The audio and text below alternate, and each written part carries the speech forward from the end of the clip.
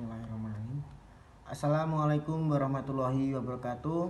Yang terhormat Ibu Dr. Sri Mulyati, Magister Pendidikan selaku dosen pengampu mata kuliah kajian kurikulum. Perkenalkan, kami dari kelompok 1 yang beranggotakan Salsabila Asri Kuncoro dengan NIM 100, 2 Tatak Mentawijaya dengan NIM 121, 3 Nisa Karun Mizan dengan NIM 124, dan Sinta Indri Yuliana dengan NIM 137. Di sini kami akan presentasikan hasil diskusi kami, yaitu hakikat kurikulum. Langsung saja ke bab 1, pendahuluan. A. Latar belakang. Pendidikan yang terjadi dalam lingkungan sekolah sering disebut pendidikan formal, sebab sudah memiliki rancangan pendidikan berupa kurikulum tertulis yang tersusun secara sistematis, jelas, dan rinci. Dalam pelaksanaannya, dilakukan pengawasan dan penilaian untuk mengetahui tingkat pencapaian kurikulum tersebut. Kurikulum merupakan salah satu bagian penting terjadinya suatu proses pendidikan, karena suatu pendidikan tanpa adanya kurikulum akan kelihatan amburadul dan tidak teratur.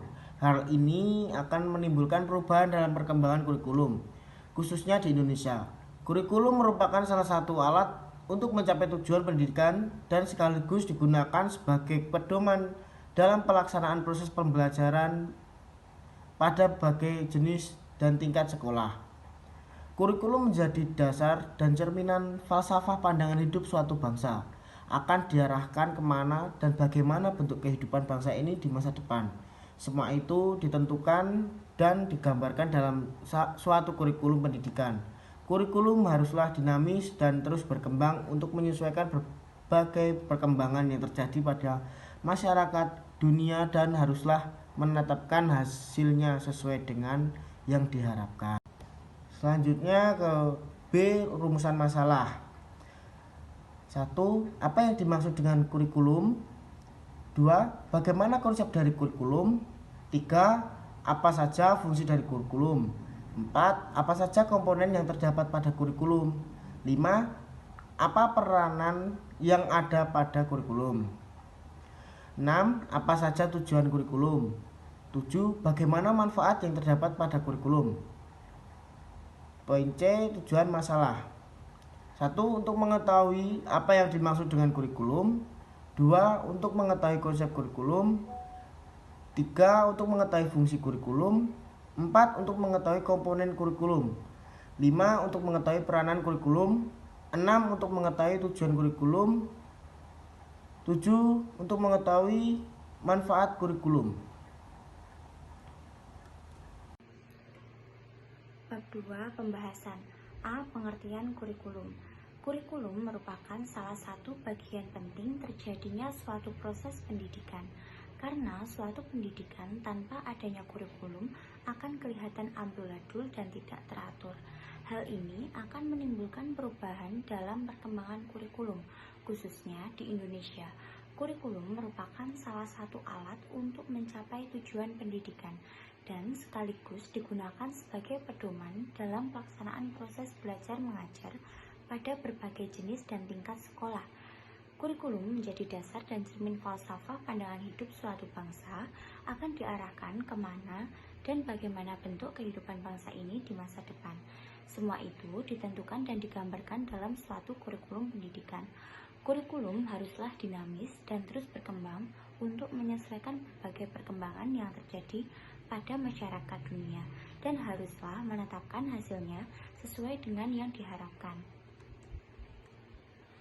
Beberapa ahli pendidikan mendefinisikan kurikulum sebagai berikut. 1. Soket mengatakan bahwa kurikulum adalah the curriculum is looked upon as being composite of all actual experience pupils have under school direction. Reading hours of study become but small part of curriculum program, yaitu kurikulum tersusun dari semua pengalaman murid yang bersifat aktual di bawah bimbingan sekolah, sedangkan mata pelajaran yang ada hanya sebagian kecil dari program kurikulum. Kemudian yang kedua, kurikulum dapat dipandang sebagai suatu program pendidikan yang direncanakan dan dilaksanakan untuk mencapai sejumlah tujuan-tujuan pendidikan tertentu.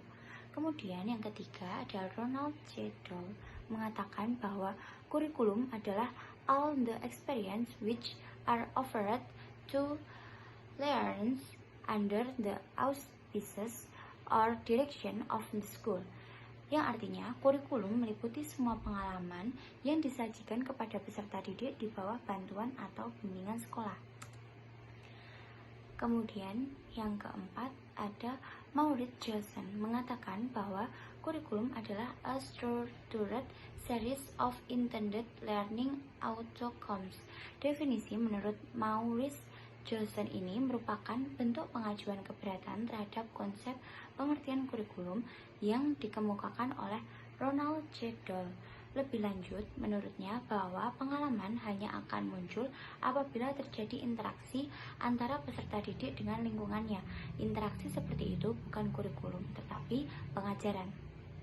Terlepas dari pro dan kontra terhadap pendapat Maurice Johnson, McDonald memandang kurikulum sebagai rencana pendidikan atau pengajaran.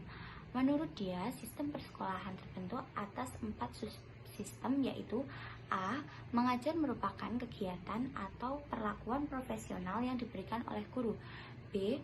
Belajar merupakan kegiatan atau upaya yang dilakukan siswa sebagai respon terhadap kegiatan mengajar yang diberikan oleh guru. C. Pembelajaran merupakan keseluruhan kegiatan yang memungkinkan dan berkenaan dengan terjadinya interaksi belajar mengajar. Kemudian yang D, kurikulum merupakan suatu perencanaan yang memberi pedoman atau pegangan dalam proses kegiatan mengajar dan belajar. B. Konsep kurikulum. Konsep kurikulum berkembang sejalan dengan perkembangan teori dan praktek pendidikan, juga bervariasi sesuai dengan aliran atau teori pendidikan yang dianutnya. Menurut pandangan lama, kurikulum merupakan kumpulan-kumpulan mata-mata pelajaran yang harus disampaikan guru atau dipelajari oleh siswa. Anggapan ini telah ada sejak zaman Yunani kuno. Dalam lingkungan atau hubungan tertentu, pandangan ini masih dipakai sampai sekarang. Menurut Robert S. Yes 1976 dalam Sukma Dinata 2012 halaman 4, banyak orang tua atau guru-guru jika ditanya mengenai kurikulum akan memberikan jawaban sekitar bidang studi atau mata pelajaran. Menurut Maurice Johnson 1967 dalam Sukma Dinata 2012 halaman 5 mengajukan kebenaran terhadap konsep kurikulum yang sangat luas seperti yang dikemukakan oleh Ronald Doll. Menurut Johnson, pengalaman akan muncul apabila terjadi interaksi antara siswa dengan lingkungan. 1. Fungsi penyesuaian. Mengandung makna bahwa kurikulum sebagai alat pendidikan harus mampu mengarahkan siswa agar memiliki sifat well adjusted, yaitu mampu menyesuaikan dirinya dengan lingkungan, baik lingkungan fisik maupun lingkungan sosial. Lingkungan itu sendiri senantiasa mengalami perubahan dan bersifat dinamis. Yang kedua yaitu fungsi integrasi.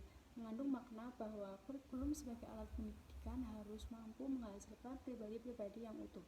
Yang ketiga yaitu fungsi diferensiasi. Mengandung makna bahwa kurikulum sebagai alat pendidikan harus mampu memberikan pelayanan terhadap perbedaan individu siswa.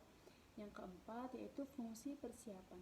Mengandung makna bahwa kurikulum sebagai alat pendidikan harus mampu mempersiapkan siswa untuk melanjutkan studi ke jenjang pendidikan berikutnya. Yang kelima yaitu fungsi pemilihan. Mengandung makna bahwa kurikulum sebagai alat pendidikan harus mampu memberikan kesempatan kepada siswa untuk memilih program-program belajar yang sesuai dengan kemampuan dan minatnya. Yang keenam yaitu fungsi diagnostik. Mengandung makna bahwa kurikulum sebagai alat pendidikan harus mampu membantu dan mengarahkan siswa untuk dapat memahami dan menerima kekuatan atau potensi dan kelemahan yang dimiliki. D. Komponen kurikulum. Mengingat bahwa fungsi kurikulum dalam proses pendidikan adalah sebagai alat untuk mencapai tujuan pendidikan, maka ini berarti ada bagian-bagian terpenting dalam kurikulum agar tujuan pendidikan dapat tercapai. Bagian terpenting ini disebut komponen. Dari berbagai literatur dikatakan kurikulum sebagai alat untuk mencapai tujuan pendidikan memiliki komponen pokok dan komponen penunjang yang saling berkaitan dan berinteraksi ke arah tercapainya tujuan pendidikan. Komponen pokok dari kurikulum meliputi 1. Tujuan, 2. Materi atau isi, yang ketiga strategi pembelajaran, dan yang keempat evaluasi. Sedangkan yang termasuk komponen penunjang kurikulum adalah sistem administrasi dan supervisi, sistem bimbingan dan penyuluhan, dan sistem evaluasi. Yang pertama yaitu 1. Tujuan. Menurut Ivor K. Davis Hasan 1990 mengemukakan bahwa tujuan dalam suatu kurikulum akan menggambarkan kualitas manusia yang diharapkan terbina dari suatu proses pembelajaran. Dengan demikian, suatu tujuan memberikan petunjuk mengenai arah perubahan perilaku yang dicita-citakan dari suatu kurikulum yang sifatnya harus merupakan sesuatu yang final. Perhatikan juga pendapat berikut. A. Tujuan memberikan pegangan mengenai apa yang harus dilakukan, bagaimana cara melakukannya, dan merupakan patokan untuk mengetahui hingga mana tujuan itu telah dicapai.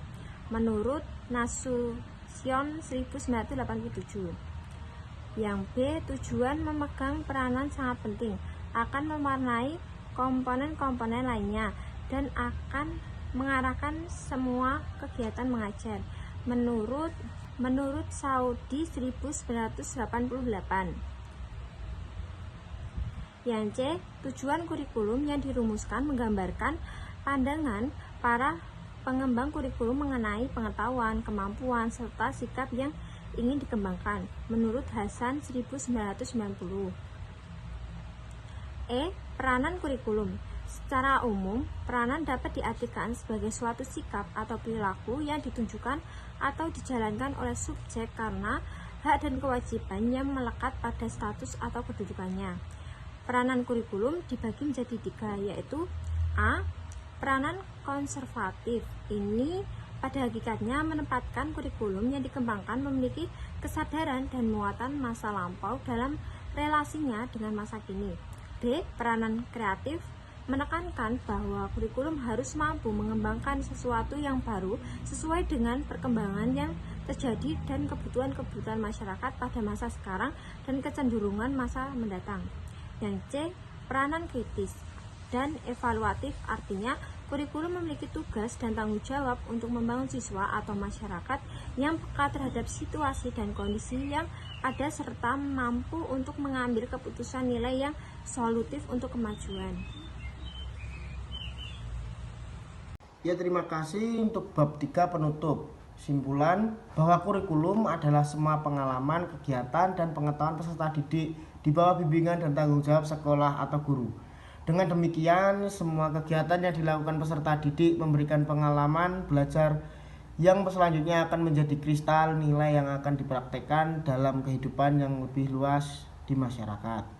Berkaitan dengan fungsi kurikulum bagi siswa, dalam literatur lain, Alexander English mengemukakan 6 fungsi kurikulum. Keenam fungsi yang sudah dikemukakan harus dimiliki oleh suatu kurikulum lembaga pendidikan secara menyeluruh atau komprehensif.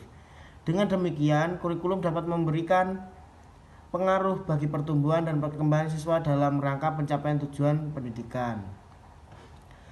Sekian dari kami. Bila ada salah kata, mohon maaf. Billahi taufik wal hidayah. Wassalamualaikum warahmatullahi wabarakatuh.